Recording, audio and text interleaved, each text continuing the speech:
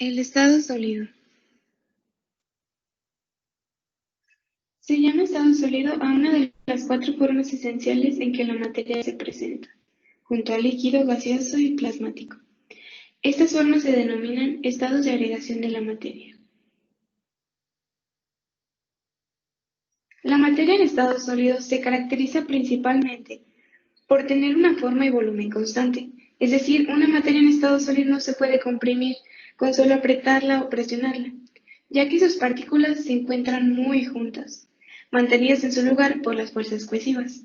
A esto se le denomina cohesión, y es la razón de que el conjunto posea una forma definida, de límites claros y con un volumen propio. Otra característica que se puede añadir es que cuando la materia se encuentra en estado sólido de reposo, presenta una resistencia que impide modificar su maleabilidad y ductibilidad.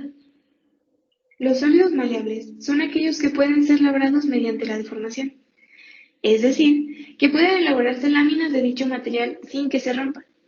Y a los dúctiles se les denomina así, ya que pueden deformarse plásticamente en presencia de una fuerza sostenida, formando hilos o alambres del mismo material sin romperse. Estas dos características son sumamente importantes en la industria de los metales. Sin embargo, muchos sólidos se pueden deformar porque tienen diversas propiedades como la elasticidad.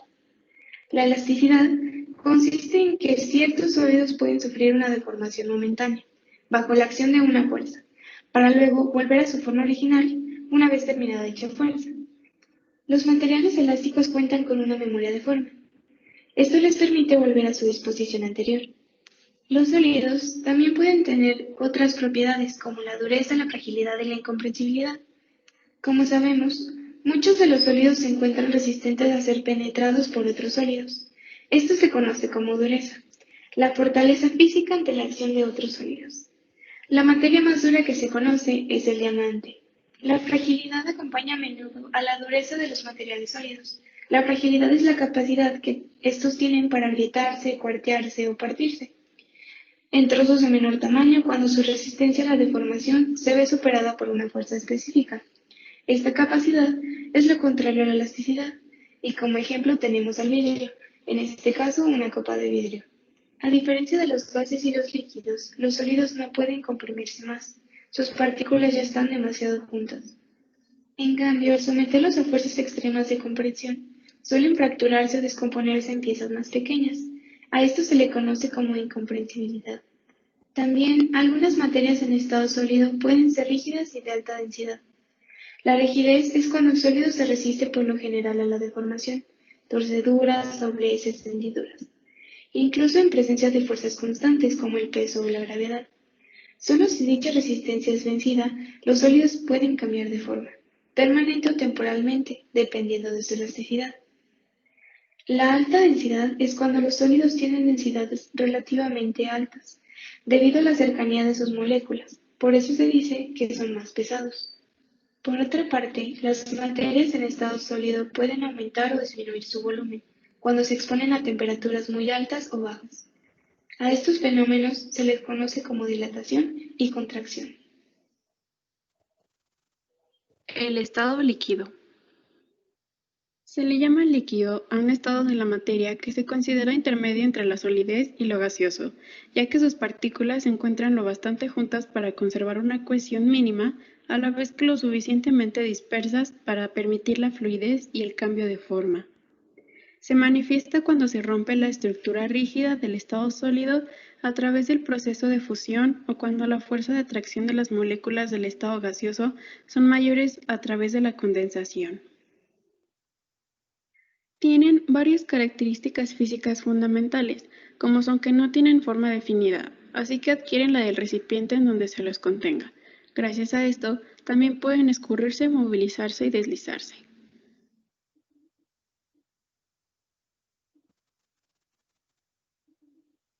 También se adhieren a superficies, ya que los líquidos se unen a otro tipo de moléculas.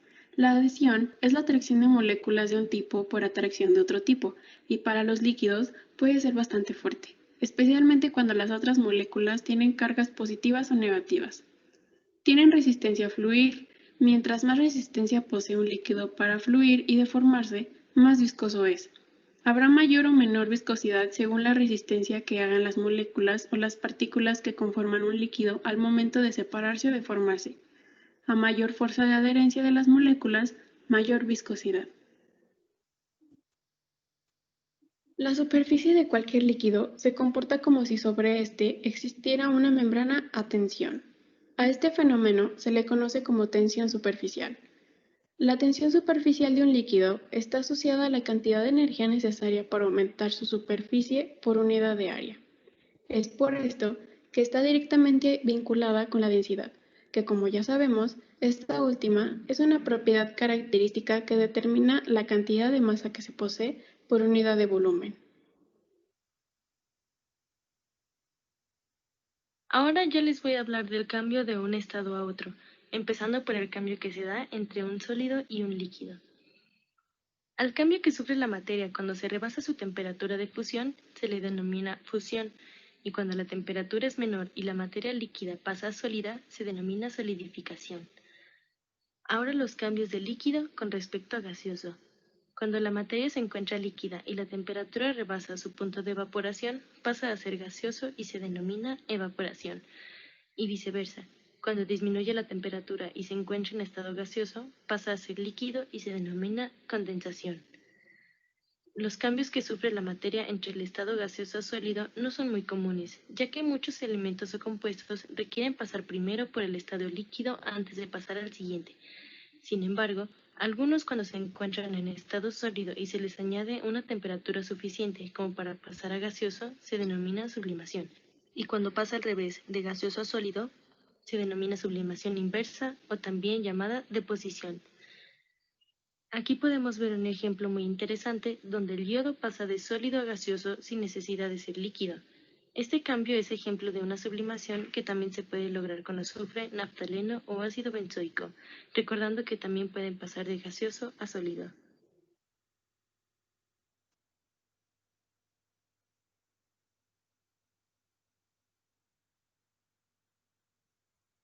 Fuerzas de atracción. Las fuerzas intermoleculares son fuerzas de atracción entre las moléculas. Estas fuerzas son las responsables del comportamiento no ideal de los gases. Ejercen aún más influencia en las fases condensadas de la materia, es decir, en los líquidos y los sólidos. Para comprender las propiedades de la materia condensada es necesario entender los diferentes tipos de fuerzas intermoleculares. Las fuerzas dipolo-dipolo y las fuerzas de dispersión integran lo que se denominan fuerzas de Van der Waals, nombradas así en reconocimiento al físico holandés Jonas van der Waals. Los iones y dipolos se atraen entre sí mediante las fuerzas electrostáticas conocidas como fuerzas ion-dipolo. El puente o enlace de hidrógeno es un tipo de interacción dipolo-dipolo particularmente fuerte. Fuerza dipolo-dipolo. La presencia de un momento dipolar permanente en las moléculas polares da origen a las fuerzas dipolo-dipolo, que se originan de las atracciones electrostáticas entre el extremo parcial positivo de una molécula y el extremo parcial negativo de una molécula vecina, y se pueden entender en función de la ley de Coulomb. A mayor momento dipolar, mayor será la fuerza. También pueden ocurrir repulsiones cuando los extremos positivos o negativos de dos moléculas están muy cercanos. En los líquidos, las moléculas polares no están unidas de manera tan rígida como en un sólido, pero tienden a alinearse de tal manera que en promedio las interacciones de atracción son máximas. Fuerza de dispersión. Los átomos son no polares y carecen de un momento dipolar permanente. Sin embargo, la distribución instantánea de los electrones puede ser diferente de la distribución promedio. Los movimientos de los electrones de un átomo influyen en el movimiento de electrones de sus átomos cercanos. El dipolo instantáneo de un átomo puede inducir un dipolo temporal en un átomo adyacente, ocasionando que los átomos se atraigan.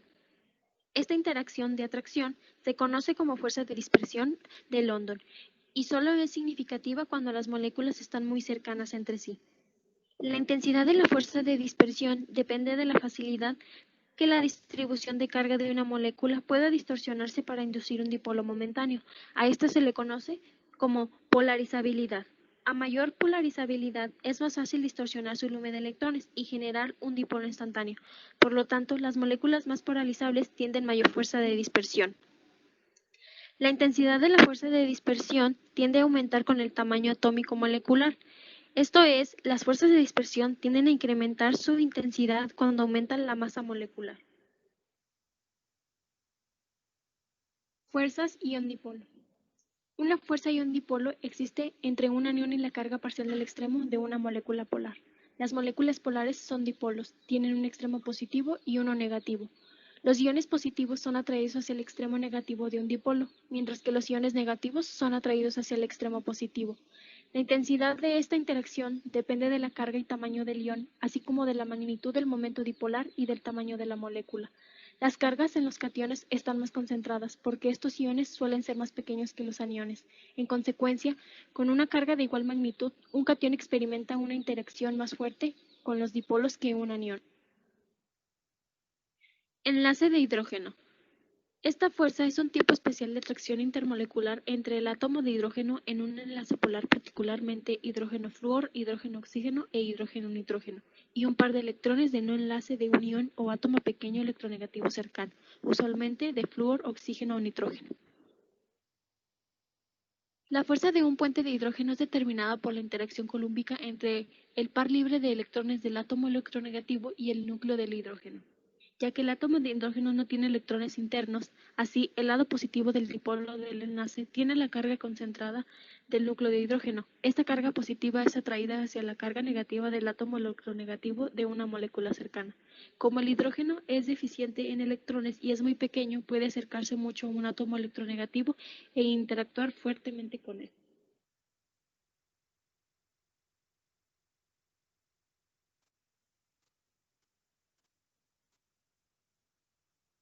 Los diagramas de fases son representaciones gráficas de presión versus temperatura, a las que las fases sólida, líquida y gaseosa de una sustancia existen.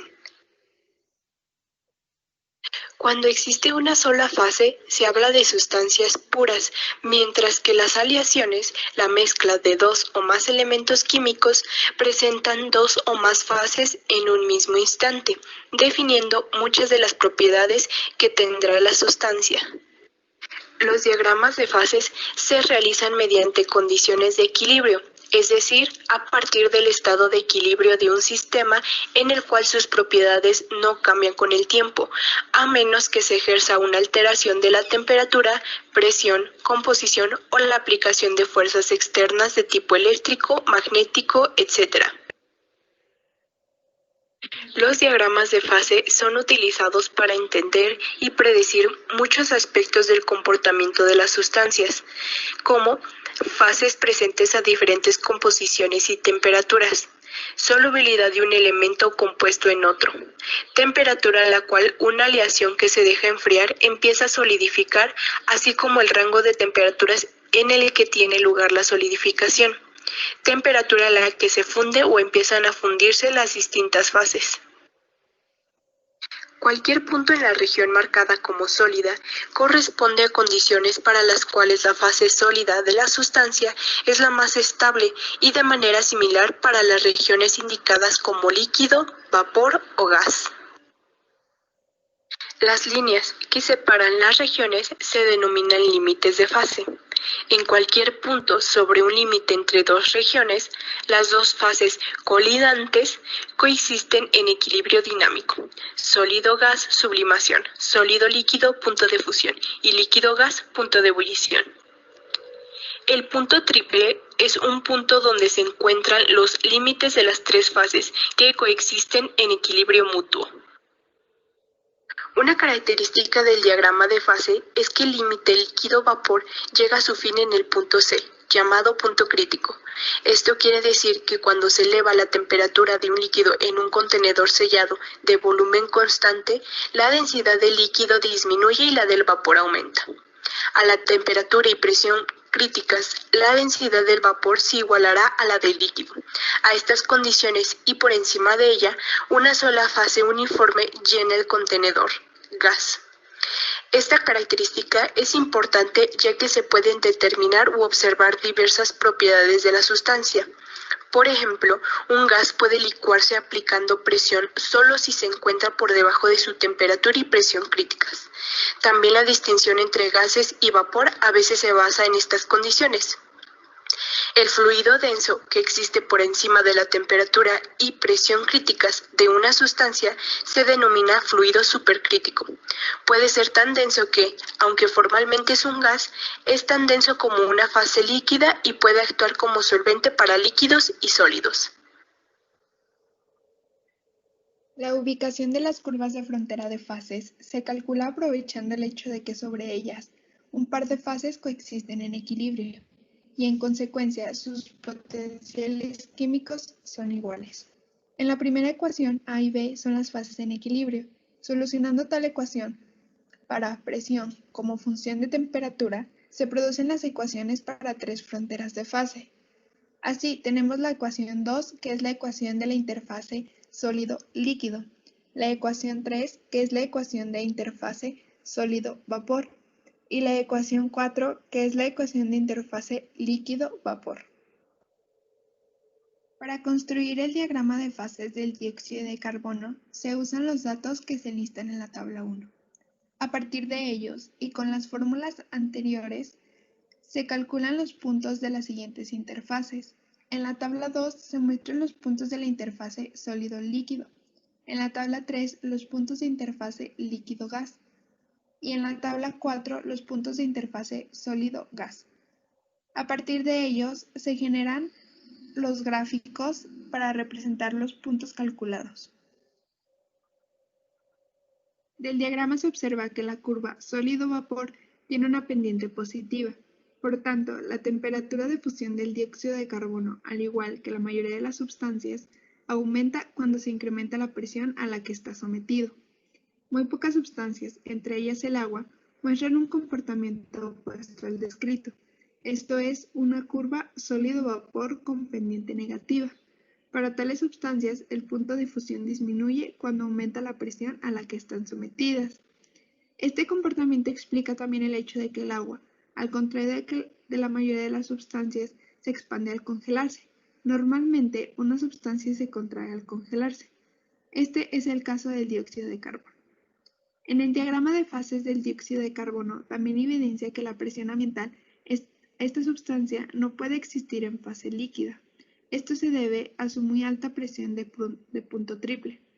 Ello explica por qué en condiciones normales de presión, la única transición de fase observable en el dióxido de carbono es la sublimación. Esto es, el cambio directo de sólido a gas, lo que podemos observar en el hielo seco.